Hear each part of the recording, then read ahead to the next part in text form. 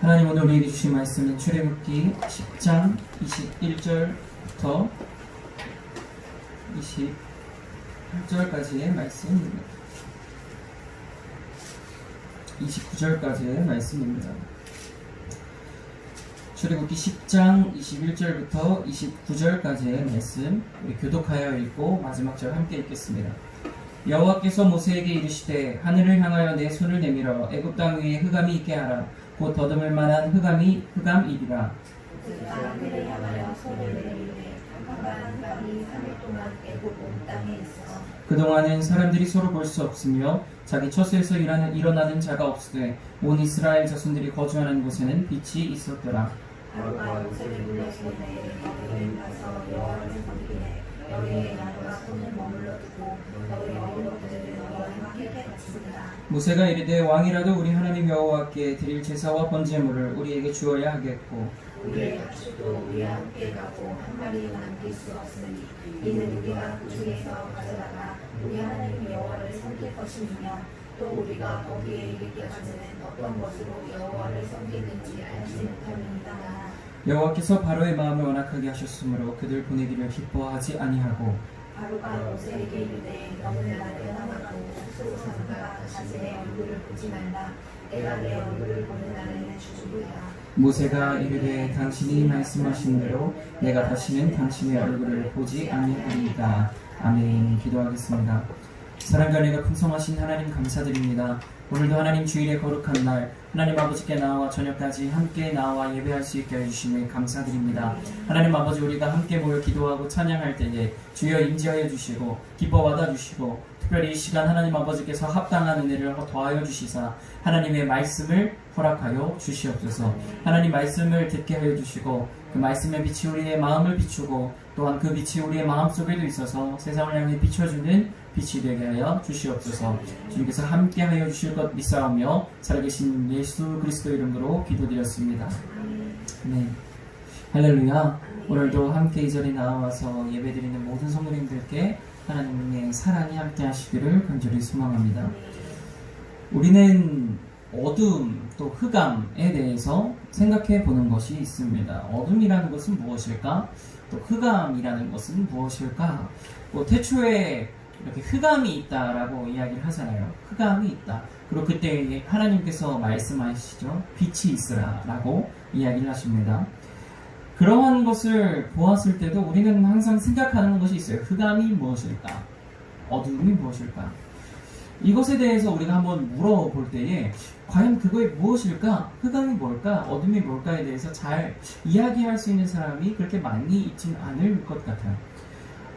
근데 이것에 대해서 많은 신학자들도요 굉장히 큰 논의를 거치고 있습니다. 그리고 논쟁을 하고 있고 이 논쟁은요 굉장히 오래된 논쟁이에요. 거의 몇천 년이 이어지는 논쟁입니다.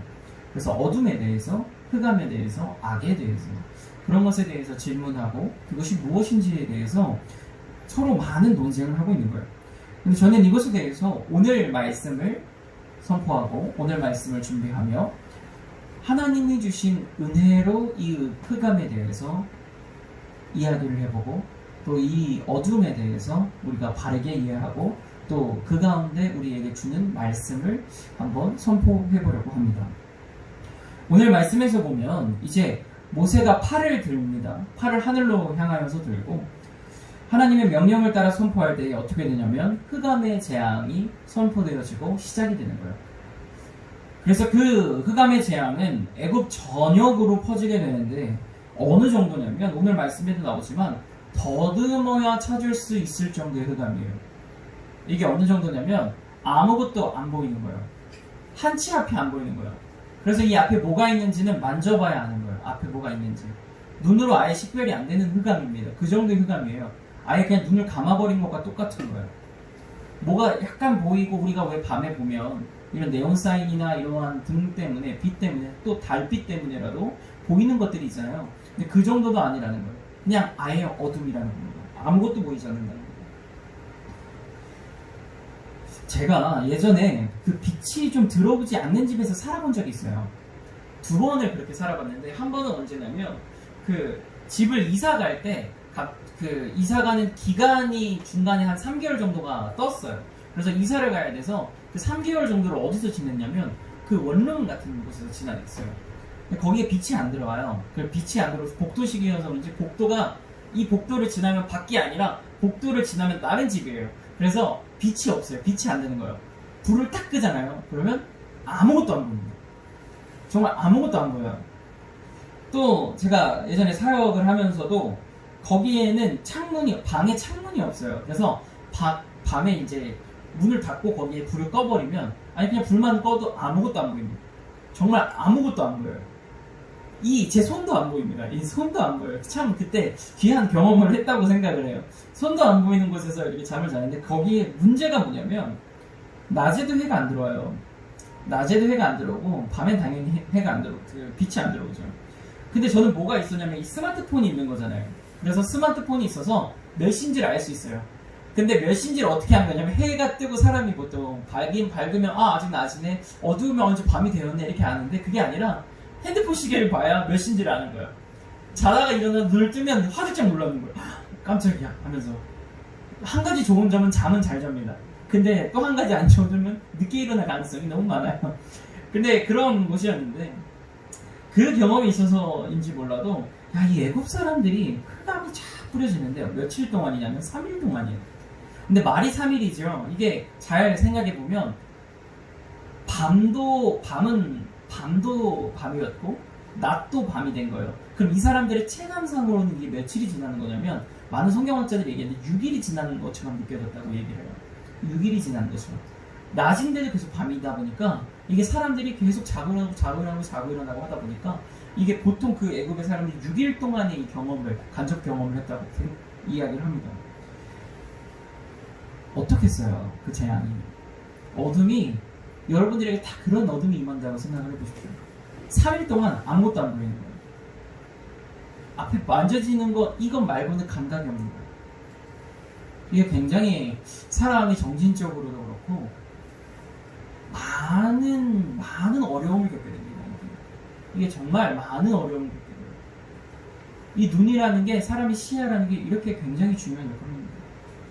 자, 그런데 오늘 말씀을 보니까 이 흑암이 미치지 못한 곳이 한 군데가 있어요. 어디냐면 저는 원래 이것이 땅인 줄 알았어요. 고센 땅인 줄 알았는데 땅이 아니라 오늘 말씀에 무엇이라고 기록하고 있냐면 이스라엘 자손들이 있는 곳에는 빛이 있었다. 할렐루야. 이스라엘 자손들이 있는 곳에는 빛이 있었다고 얘기하는 거예요. 어느 곳이나 상관없었다는 거예요. 이스라엘 자손이 있는 곳에는 빛이 있었다. 물론 이스라엘 자손들이 이때 고센 땅에 대부분 살았어요. 그래서 고센 땅에는 낮이 임하고 그 나머지 애굽 땅에는 다 밤이었다. 이렇게 얘기해요. 흑암이 있었다. 이렇게 얘기를 하는데 아무튼지 그러한 이스라엘 사람들이 있는 곳은 어둠이 없었다는 거예요. 흑암이 없었다. 대신 빛이 있었다라고 이야기를 한 것이죠. 그래서 이것을 보면서 저는 은혜로 아까 얘기해드렸던 어둠과 흑암이라는 것에 대해서 은혜로 해석을 해보기 시작한 거예요. 그리고 나아가서는 우리의 죄와 악의 문제까지 한번 생각을 해본 거예요. 흑암과 어둠 그리고 죄와 악 이것을 한번 연관지어서 이것과 이스라엘 자손들이 있는 곳에는 빛이 있었다는 말과 함께 연관지어서 생각을 해본 겁니다. 어둠 혹은 흑암이라는 것을 보면은 오늘 말씀에서도 뭐라고 이야기를 하냐면 하나님께서 내리신 거예요. 모세가 하늘을 향해 팔을 드니까 하나님이 내리신 거예요. 흑암. 그러나 이스라엘 자손들이 있는 곳에는 뭐라고 표현이 되어 있냐면 흑암이 임했다라는 표현이 없어요. 그리고 흑암이 임하지 않았다라는 표현도 없어요. 그러니까 이스라엘 자손들에게는 흑암이 임하지 않았다라고 표현을 안 해요.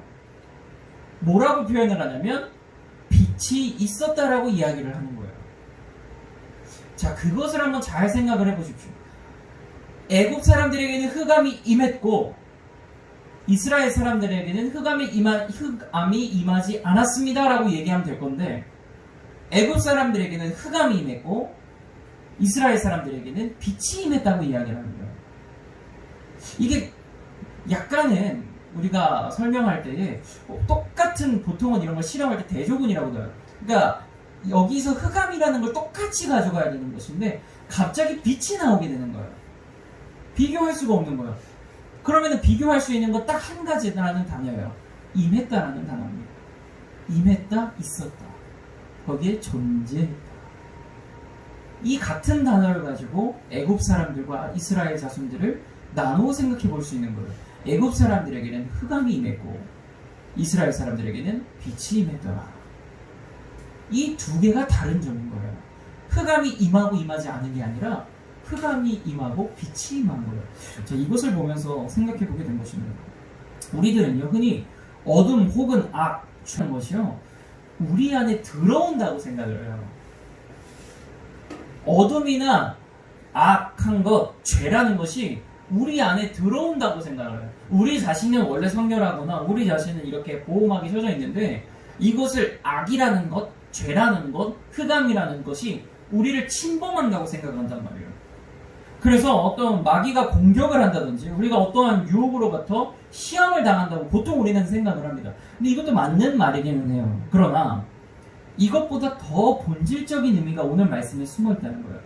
무엇이냐면 이러한 공격이나 침략, 우리에게 죄, 악, 어둠, 흑암이 임할 때는 언제냐? 우리에게 하나님이 계시지 않을 때라는 거예요. 빛이 없는 사람에게 흑암이 임한다는 거예요. 이 개념입니다. 이게 굉장히 순서적으로 그냥 중요하지 않은 것 같지만 이 본질을 한번 생각해 보면 우리가 죄의 문제, 악의 문제에 있어서 굉장히 중요한 이야기예요. 어둠이요, 그냥 아무 때나 우리에게 임한다는 게 아니에요. 모두에게 그냥 천편일률적으로 그냥 들어가는 것이 어둠이 아니라는 얘기입니다. 아무 때나 흑암에게 둘러싸일 수 있는 게 아니에요. 우리가 어떨 때에 하나님이 우리 안에 계시지 않을 때, 빛이 없을 때에 어둠이 다가오기 시작한다는 겁니다.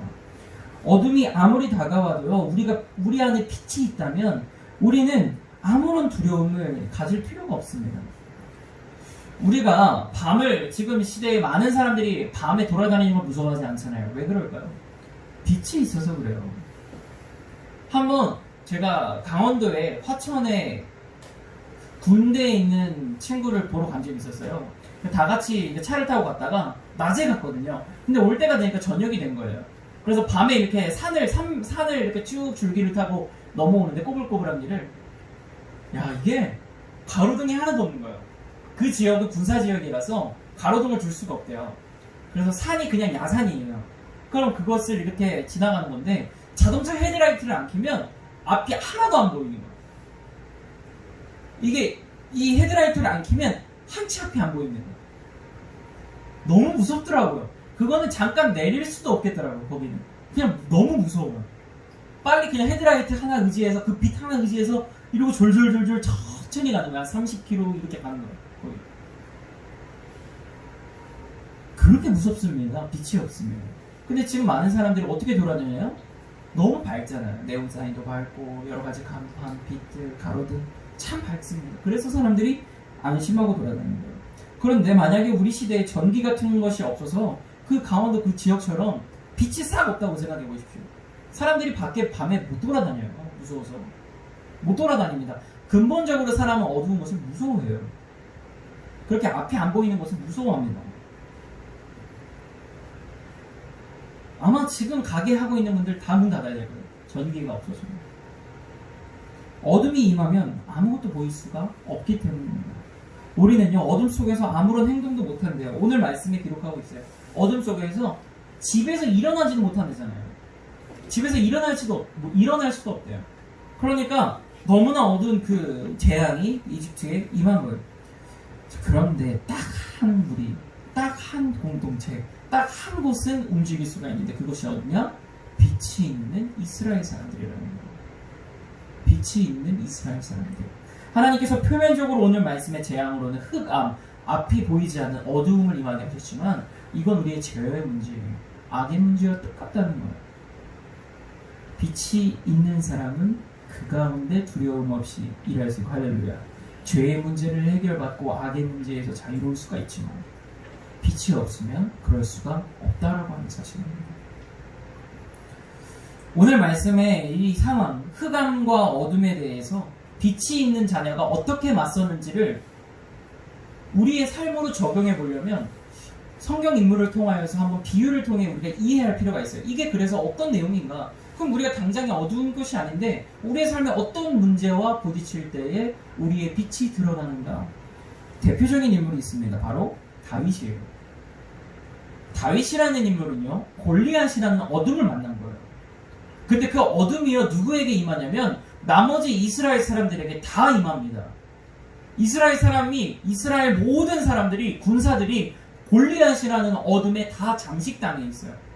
그 사람들은요, 그래서 앞을 못 봅니다. 빛을 볼 수 없어요. 빛이 없기 때문에. 하나님의 말씀이 없기 때문에, 하나님의 빛이 없기 때문에 이 사람들은 골리앗이라는 어둠을 당했을 때에 맞설 싸울 힘이 없는 거예요. 근데 그때 누가 등장을 하냐면 다윗이라는 빛을 가진 사람이 등장하게 되는 거예요. 다윗이라는 하나님의 빛을 가진 사람이 등장하니까 그 어두움이 물러가는 거예요. 할렐루야. 그 상황입니다. 이 비유예요. 지금 오늘 말씀이 이렇게 이어지는 것이고 성경은요, 결국 한 가지 이야기를 하는 것입니다. 그러한 어두움이 우리 안에 빛이 있을 때 물러가게 된다. 세상이 지금 많이 어둡습니다. 어두운 세상을 향해서 우리가 아무리 빛이 없이 발버둥 쳐봐야 의미가 없다는 거예요. 어둠 속에서 우리가 아무리 발버둥을 쳐봐야 오히려 우리에게 선한 것도 우리가 칠 가능성이 있어요. 오히려 우리가 이 길이 맞는 길인데 어둡기 때문에 잘못된 길로 갈 수가 있어요. 우리가 스스로 발버둥 치고 있습니다. 그럼 어떻게 해야 바른 길을 갈 수 있고 이 세상 가운데 분별력 있게 세상의 어둠에 맞설 싸울 수가 있느냐? 우리 안에 빛이 있어야 된다는 거예요. 빛이. 그 빛이 무엇이냐? 성경에서는 그 빛이 참 빛이요 모든 어둠을 물리치는 예수 그리스도다라고 이야기를 하고 있습니다. 그래서 그 예수 그리스도의 빛이 너희 가운데 있어야 된다. 너희를 비추는 빛이 결국 예수 그리스도시. 할렐루야. 주님께서 비춰주시는 그 빛으로 말미암아 너희도 빛의 자녀가 된다라고 얘기를 하는 겁니다. 오늘 말씀의 재앙은요, 성경의 이 문맥상에서 계속 이어지는 내용이에요. 제가 성경을 이렇게 통섭한다고 하죠. 성경을 꿰뚫어서 한 가지 얘기를 해봐라 라고 한다면 성경은 결국 예수 그리스도를 믿는 자와 믿지 않은 자에 대해서 얘기를 계속 해주고 있는 건데 다른 모습으로, 다른 방법으로, 다른 비유로, 다른 상황으로 이걸 계속 얘기하고 있는 거예요. 결국 처음부터 끝까지 같은 얘기를 하는 거예요. 결국 하나님의 사람이냐 그렇지 않냐예요. 하나님의 분기시냐 아니냐입니다. 이것이 성경에서 우리에게 전해주는 바예요.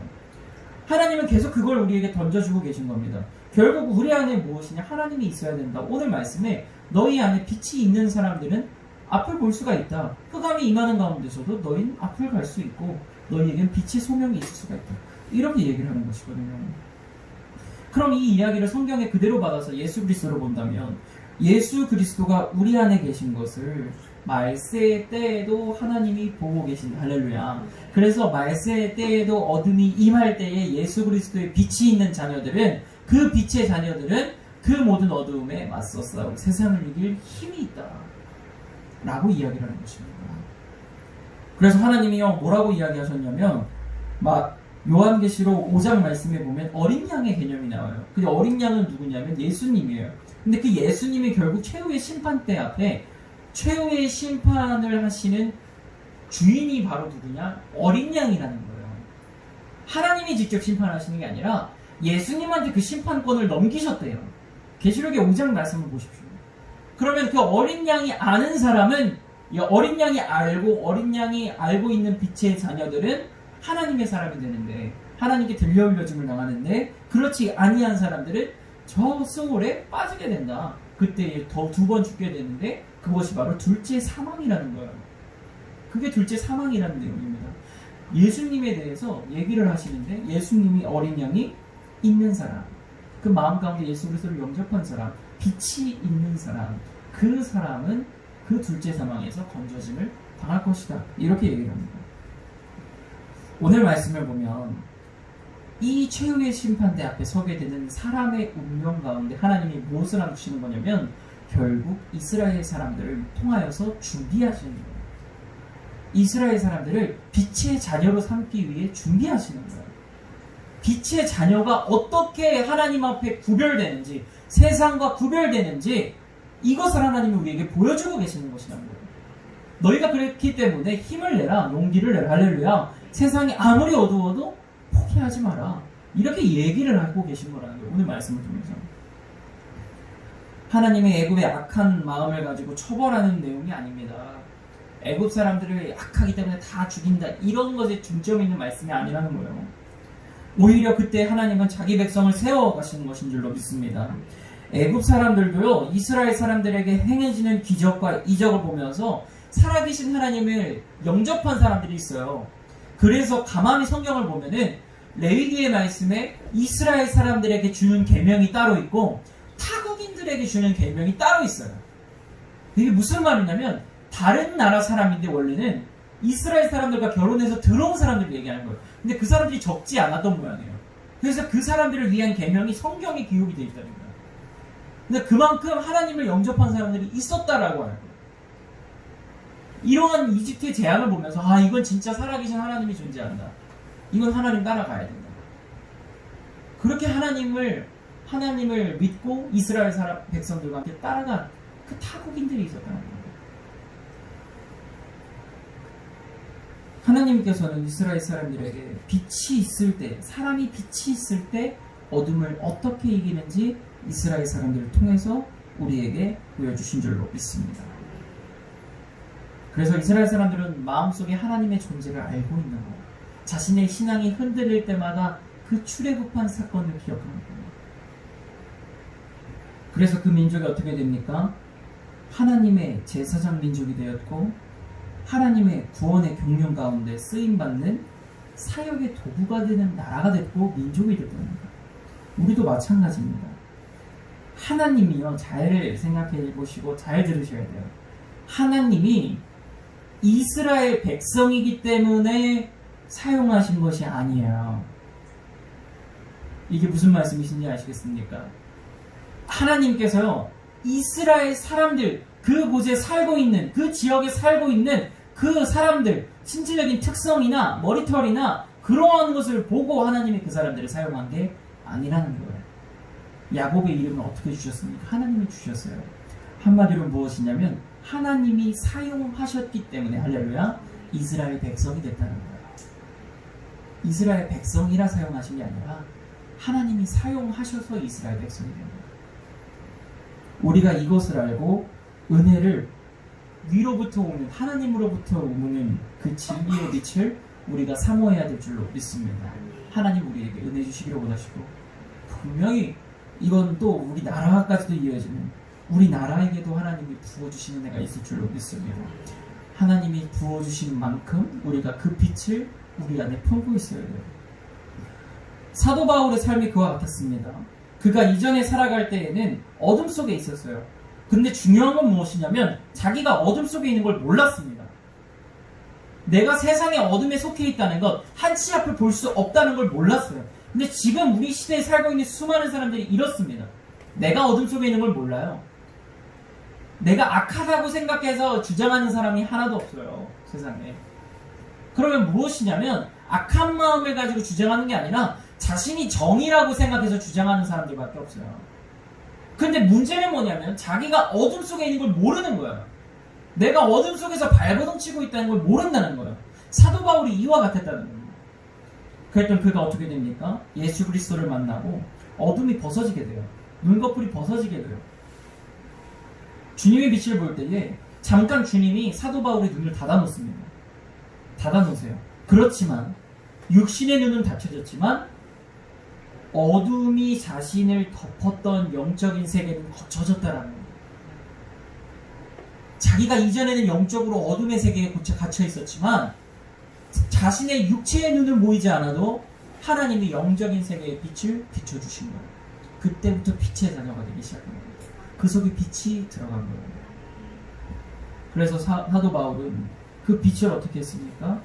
육신의 눈이 뜨게 되었을 때부터 그 빛을 세상에 밝히기, 비춰주기 시작했다는 거예요. 이것이 결국 우리가 사모해야 할 신앙의 길인 줄로 믿습니다. 그리스도인들은요, 결국 사회적인 책임이 있어요. 사회적인 책임이 있을 수밖에 없습니다. 세상이 망하면 그건 우리 때문이에요. 우리가 빛을 비춰주기 못했기 때문에 우리가 세상을 향해 어둠을 향해서 저 어둠의 권력 앞에 통치자들과 권세들과 세상의 주권자들 앞에 복음의 띠를 띠고 모든 것을 우리의 사명을 짊어지고 빛을 비추지 않았기 때문에 세상이 망해간다고 생각하십니다. 우리가 이처럼 사회적인 책임을 가지고 나아가야 될 줄로 믿습니다. 빛의 자녀로서의 빛을 비춰줘야 될 줄로 믿습니다. 결국 세상의 빛이 우리들을 인하여서 미약한 빛일지라도 어둠 가운데도 한번 놔보세요. 정말 요만한 데에다가 촛불 하나를 담아가지고 촛불 하나를 담아서 불 다 끈 다음에 어두운 가운데 얘 하나를 탁 비춰보세요. 얼마나 밝은지. 그게 얼마나 밝은지. 아무리 작은 빛이라도 세상을 비추는 빛 같다는 거예요. 그래서 예수님이 우리에게 뭐라고 이야기하십니까? 세상을 향해 나아가는데 너희는 세상의 빛이라. 너희는 세상의 빛이라. 그것을 기억하시기를 소망합니다. 빛의 자녀들인 것을 기억하시길 소망합니다. 세상에 주눅들지 마시고 모든 것을 할 수 있다는 믿음을 가지시고 모든 어둠에 맞서 싸워 승리하는 저 여러분 되시기를 간절히 소망합니다. 기도하겠습니다. 사랑과 은혜가 풍성하신 하나님 감사드립니다. 우리가 세상을 비춰주는 빛의 소명을 가진 하나님의 자녀임을 깨닫습니다. 우리가 이것을 사단마귀에게 빼앗기지 않게 하여 주시옵소서. 굳건히 우리의 생명의 멸류관을 붙잡게 하여 주시옵소서. 하나님께서 우리를 사랑하여 주신다는 그 약속을 우리가 믿고 우리 빛의 자녀로서의 소명을 감당하게 하여 주시옵소서. 그래서 어디를 가든지 우리로 인하여서 그 어둠이 거쳐지고 어두운 세상 속에서 희망 없는 이야기를 모든 사람들이 할 때에도 우리가 갔을 때에 희망이 넘치는 얘기들이 전해질 수 있는 우리 모든 빛의 자녀들 되게 하여 주시옵소서. 모든 사회적인 부담과 책임을 가지고 하나님의 나라를 위하여 열심을 다해 오늘도 충성하는 모든 주님의 자녀들 되게 하여 주시옵소서. 감사드리는 모든 말씀 예수 그리스도 이름으로 기도드렸습니다. 아멘. 하늘에 계신 우리 아버지여, 이름이 거룩히 여김을 받으시오며 나라가 임하옵시며 뜻이 하늘에서 이루어진 것 같이 땅에서도 이루어지리이다. 오늘날 우리에게 일용할 양식을 주옵시고 우리가 우리에게 죄 지은 자를 사하여 준 것 같이 우리의 죄를 사하여 주옵시고 우리를 시험에 들게 하지 마옵시고 다만 악에서 구하옵소서. 나라와 권세와 영광이 아버지께 영원히 있사옵나이다. 아멘.